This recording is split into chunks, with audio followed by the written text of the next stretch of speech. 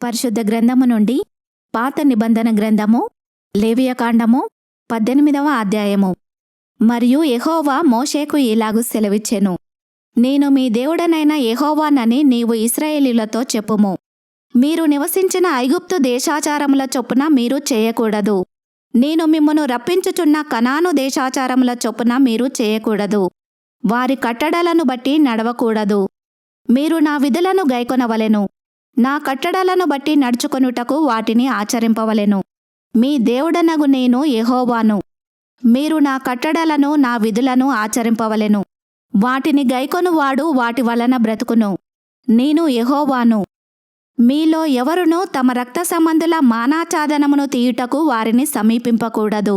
నేను యెహోవాను. నీ తండ్రికి మానాఛాదనముగా నున్న నీ తల్లి మానాఛాదనమును తీయకూడదు. ఆమె నీ తల్లి. ఆమె మానాఛాదనమును తీయకూడదు.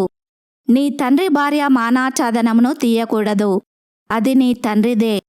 నీ సహోదరి మానాఛాదనమును, అనగా ఇంటిలో పుట్టినదేమి వెలుపట పుట్టినదేమి, నీ తండ్రి కుమార్తె యొక్క అయినను నీ తల్లి కుమార్తె యొక్క అయినను మానాఛాదనమును తీయకూడదు. నీ కుమారుని కుమార్తె మానాఛాదనమునైనను కుమార్తె కుమార్తె మానాఛాదనమునైనను తీయకూడదు. అది నీది. నీ తండ్రి వలన పుట్టిన నీ తండ్రి భార్య కుమార్తె నీ సహోదరి. ఆమె మానాఛాదనమును తీయకూడదు. నీ తండ్రి సహోదరి మానాఛాదనమును తీయకూడదు. ఆమె నీ తండ్రి రక్త సంబంధి. నీ తల్లి సహోదరి మానాఛాదనమును తీయకూడదు. ఆమె నీ తల్లి రక్త సంబంధి. నీ తండ్రి సహోదరుని మానాఛాదనమును తీయకూడదు, అనగా అతని భార్యను సమీపింపకూడదు. ఆమె నీ పినతల్లి. నీ కోడలి మానాఛాదనమును తీయకూడదు. ఆమె నీ కుమారుని భార్య. ఆమె మానాఛాదనమును తీయకూడదు. నీ సహోదరుని భార్య మానాఛాదనమును తీయకూడదు. అది నీ సహోదరుని మానము. ఒక స్త్రీ మానాఛాదనమును ఆమె కుమార్తె మానాఛాదనమును తీయకూడదు.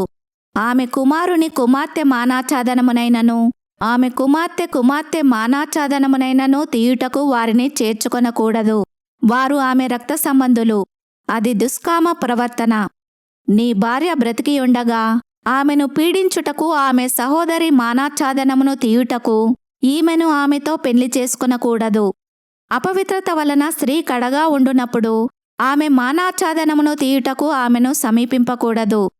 నీ పొరుగువాని భార్యయందు నీ వీర్యస్ఖలనము చేసి ఆమె వలన అపవిత్రత కలగజేసుకొనకూడదు.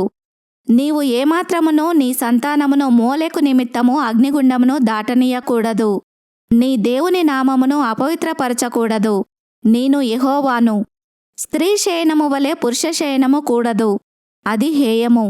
ఏ జంతువునందునూ నీ స్ఖలనము చేసి దాని వలన అపవిత్రత కలగజేసుకొనకూడదు. జంతువు స్త్రీని పొందునట్లు ఆమె దాని ఎదుట నిలవరాదు. అది విపరీతము. వీటిలో దేని వలననూ అపవిత్రత కలగజేసుకొనకూడదు. నేను మీ ఎదుట నుండి వెళ్ళగొట్టుచున్న జనములు వాటన్నింటి వలన అపవిత్రులైరి. ఆ దేశము అపవిత్రత కలది గనుక నేను దానిమీద దాని దోష శిక్షను మోపుచున్నాను. ఆ దేశమందు కాపురమున్న వారిని వెళ్ళగ్రక్కి వేయుచున్నది. కాబట్టి ఆ దేశము మీకంటే ముందుగానున్న ప్రజలను వెళ్ళగ్రక్కి వేసిన ప్రకారము మీ అపవిత్రతను బట్టి మిమ్మును వెళ్ళగ్రక్కి వేయకుండునట్లు మీరు, అనగా స్వదేశీయే గాని మీలో నివసించు పరదేశీయే గాని ఈ హేయక్రియలన్నింటిలో దేనినీ చేయక ఈ నా కట్టడలను నా విధులను ఆచరింపవలెను. ఎవరు అట్టి హేయక్రియలలో దేనినైనను చేయుదురో వారు ప్రజలలో నుండి కొట్టివేయబడుదురు. కాబట్టి మీకంటే ముందుగానున్నవారు అనుసరించిన ఆ హేయమైన ఆచారములలో దేనినైనను అనుసరించుట వలన అపవిత్రత కలగజేసుకొనకుండునట్లు నేను మీకు విధించిన విధిని అనుసరించి నడుచుకొనవలెను. నేను మీ దేవుడనైన యెహోవాను. ఈ వాక్యమును విన్న మిమ్ములందరినీ దేవుడు దీవించునుగాక. ఆమెన్.